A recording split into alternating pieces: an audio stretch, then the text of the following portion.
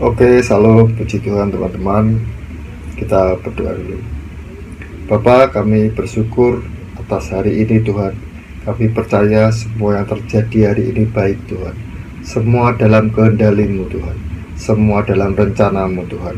Kami hidup dalam kemurahan-Mu, kebaikan-Mu Tuhan. Berkat dan anugerah-Mu Tuhan.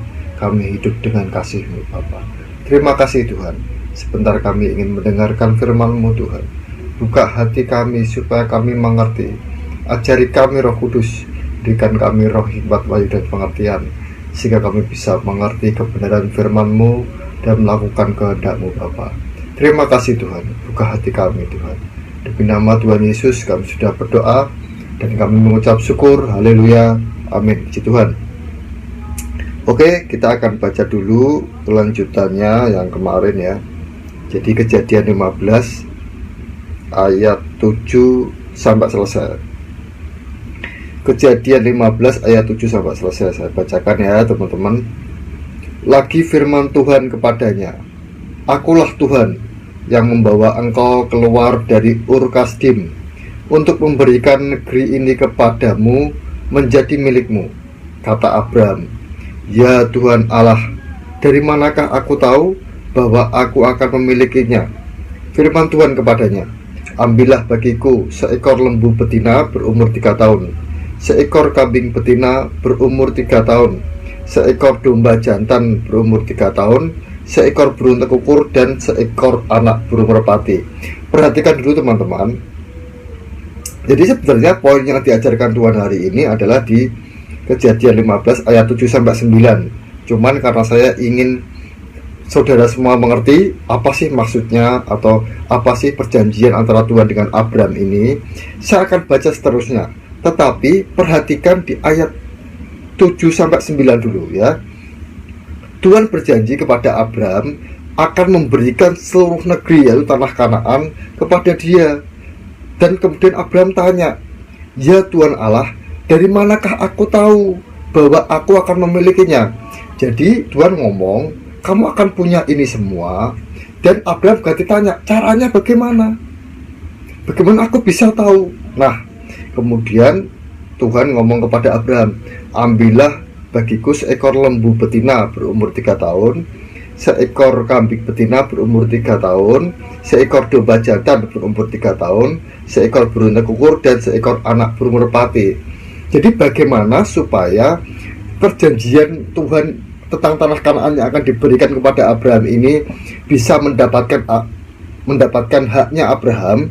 Tuhan ngomong kepada Abraham, ambil ini. Kemudian di ayat 10, diambilnyalah semuanya itu bagi Tuhan, dipotong 2, lalu diletakkannya bagian-bagian itu, yang satu di samping yang lain, tetapi burung-burung itu tidak dipotong 2.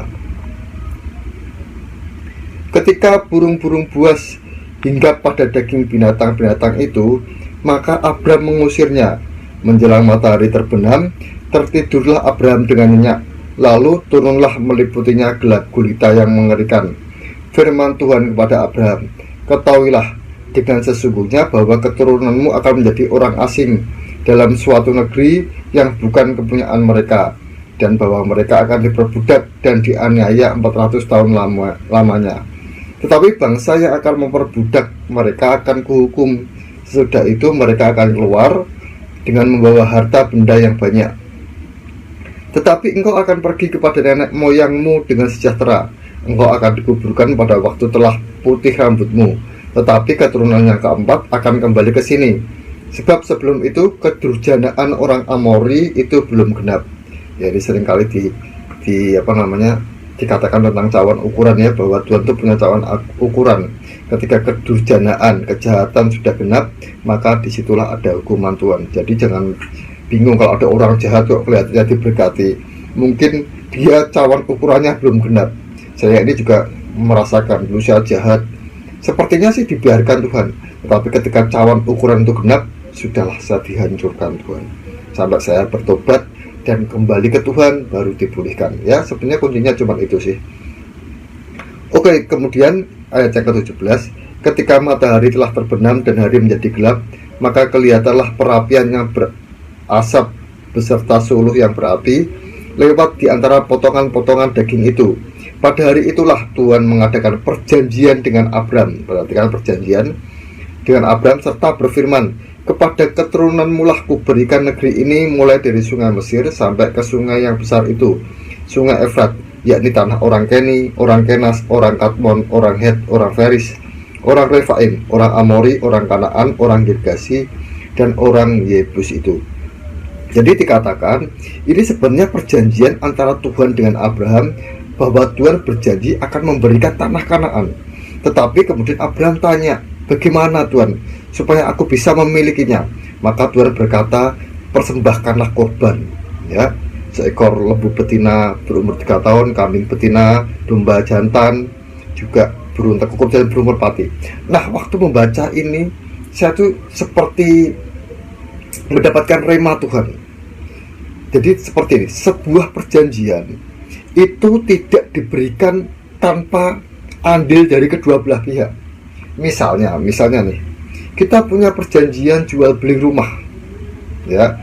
Kalau orang itu yang punya rumah sudah menerima uang atau apa yang ditukarkan atau jual beli rumah itu, maka itu menjadi sah. Ya, kemarin itu saya ngurus pajak motor, ya kan, karena kebetulan yang ngurus memang teman sendiri, tapi saya ngomong, saya nggak mau gratis, saya mau bayar.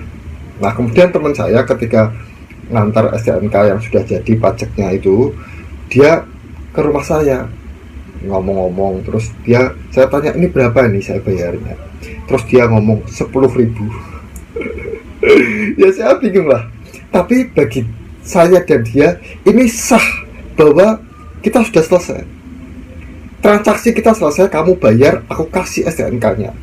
Walaupun dia ngasih saya murah, ya itu cuma ongkosnya sih sebenarnya, ya tetap bayar, cuman ongkosnya saja, saya nggak mau gratis, ya, karena dia memang biro jasa STNK.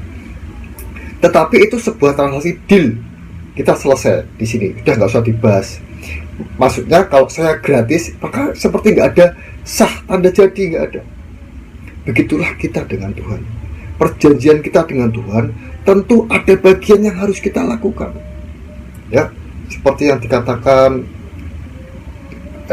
Saya kembali lagi ke persepuluhan. Sebenarnya saya tuh nggak berharap ya untuk cerita seperti ini, tetapi benar, saudara semua harus tahu, ini adalah sebuah perjanjian persepuluhan. Ketika engkau memberikan persepuluhan, maka Tuhan membuka tingkap-tingkap langit. Ada perjanjian seperti itu. Kalau kita nggak pernah persepuluhan, kemudian kita mengharapkan tingkap-tingkap langit dibuka, ya nggak mungkin lah, karena perjanjiannya seperti itu.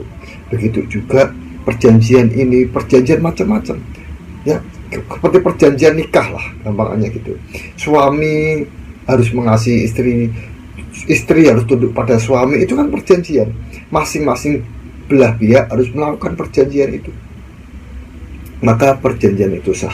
Saya seringkali berpikir banyak orang Kristen yang hanya mau enaknya saja, mau berkat-berkatnya saja, tapi gak mau melakukan kehendak Tuhan. Kemarin teman saya juga cerita, dia punya teman namanya Pak Thomas, ya, namanya Pak Thomas ini. Dia tuh suka ngajari orang, kamu lihat saya diberkati, tapi kamu juga lakukan bagianmu. Saya diberkati ini karena saya juga suka memberkati orang lain, saya suka menabur, maka saya menuai. Sementara banyak orang yang sukanya cuma mau menuai, tapi gak mau waktu menabur. Banyak orang iri dengan orang yang diberkati Tuhan, tapi dia gak mau melakukan kehendak Tuhan, maka perjanjian itu gak berlaku. Atau kalau jual beli, kamu cuma mau rumahnya, tapi gak mau bayar, ya gak bisa. Seringkali Tuhan tuh memberi kita lebih daripada yang kita kasih. Paham maksudnya? Kita cuma memberi persepuluhan, Tuhan memberi 90-nya. Kan itu jauh lebih banyak. Makanya saya tadi berpikir sih, saya itu, ya misalnya ini benar, ini terjadi. Jadi ketika saya sharingkan, itu seringkali terjadi dalam hidup saya. Saya beberapa waktu yang lalu berkati orang, ya seorang hamba Tuhan lah. Saya berkati dia, kemudian sudah lumayan banyak. Tiba-tiba ada sesuatu kejadian yang membuat saya memberkati dia lagi. pikir saya, buat apa dia uang banyak-banyak? Saya berpikir gitu sih. Karena memang hamba Tuhan ini sudah jompo ya. Karena saya memang lingkup pelayanan saya dengan orang-orang jompo, lansia dan macam-macam. Ya, nah, hamba Tuhan ini tak pikir buat apa dia uang banyak-banyak. Tapi Tuhan ingatkan saya, kalau kamu diberkati banyak, kenapa kamu nggak memberkati banyak? Coba ya, kan gitu kan sistemnya gitu kan. Kalau kita diberi Tuhan 1 juta, kita kan memberkatinya berapa? 100.000. Tapi kalau kita diberkati Tuhan 10 juta, kita memberikannya 1 juta.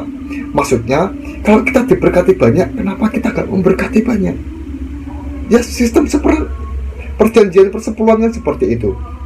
Begitu juga ini sih. Abraham hanya memberikan tanda jadi lembu betina, kambing betina, domba, juga burung tekukur dan burung merpati. Tetapi Tuhan memberikan tanah Kanaan yang luas. Ya, teman-teman, jadi ingat, jangan mau gratisan. Sama Tuhan nggak bisa gratisan. Kita harus biasa bayar harga. Jangan mau enaknya saja, nggak mau sangkal diri, pikul salib, nggak mau pelayanannya, mau menuai tapi nggak mau menabur. Nggak mungkin, karena perjanjian Tuhan, selama bumi masih ada, maka akan ada siang dan malam, musim hujan dan musim kemarau, orang menabur dan menuai.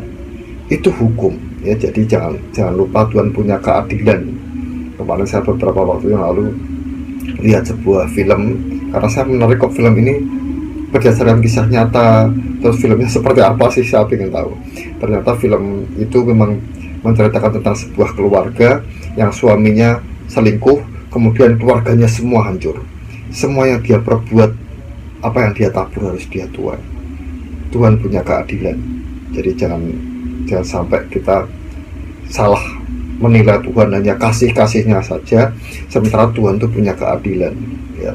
Kita harus tahu itu. Kasih Tuhan memang luar biasa. Tuhan sangat mengampuni, Tuhan selalu mengampuni kita.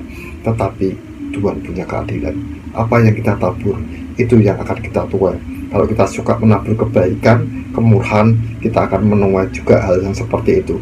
Tetapi ketika kita menabur hal yang jahat, yang nggak baik, maka kita juga akan menuai hal yang nggak baik itu. Saya berdoa hari-hari ini kita semakin dalam dengan Tuhan, karena saya tahu waktunya sudah sangat singkat. Kalau kita masih berpikir terus tentang yang dunia, kita masih berpikir untuk diri kita sendiri, maka bahayanya kita akan tertinggal dalam masa cawan murka Allah yang sangat mengerikan. Saya berdoa kita semua terangkat, kita semua hidup bersama Tuhan, kita semua hidup dalam kemuliaan Tuhan. Saya kira itu saja sharing saya hari ini. Terima kasih. Salam, Tuhan Yesus memberkati. Kita berdoa dulu. Bapa, kami bersyukur atas firman-Mu hari ini Tuhan. Kami percaya kami hidup dalam perjanjian kasih-Mu, perjanjian berkat-Mu Tuhan. Kami akan lakukan bagian kami sebagaimana Engkau telah lakukan bagian-Mu dalam hidup kami. Engkau sudah menebus dosa kami, Engkau sudah memiliki hidup kami. Dan ini kami Tuhan, ini aku Tuhan, utuslah aku. Terima kasih Bapa, kami bersyukur Allah yang baik, Allah yang mengasihi kami, Allah yang melindungi kami, Allah yang memberkati kami. Mari angkat tangan kita. Terima kasih Tuhan atas segala kasih-Mu, terima kasih atas kebaikan-Mu, terima kasih atas kemurahan-Mu Tuhan. Terima kasih atas kekuatan dan kesehatan yang Kau berikan. Terima kasih atas perlindungan yang Kau berikan. Terima kasih atas pengampunan yang Kau berikan. Terima kasih atas keselamatan yang Kau berikan. Terima kasih Bapa, Engkau menjadi Bapa yang baik bagi kami. Terima kasih Tuhan Yesus yang selalu menyertai kami. Terima kasih Roh Kudus yang selalu ada di dalam kami, menuntun kami. Terima kasih Tuhan. Demi nama Tuhan Yesus kami berdoa. Kami percaya Engkau Tuhan. Haleluya. Amin. Amin. Puji Tuhan. Terima kasih, Tuhan Yesus memberkati.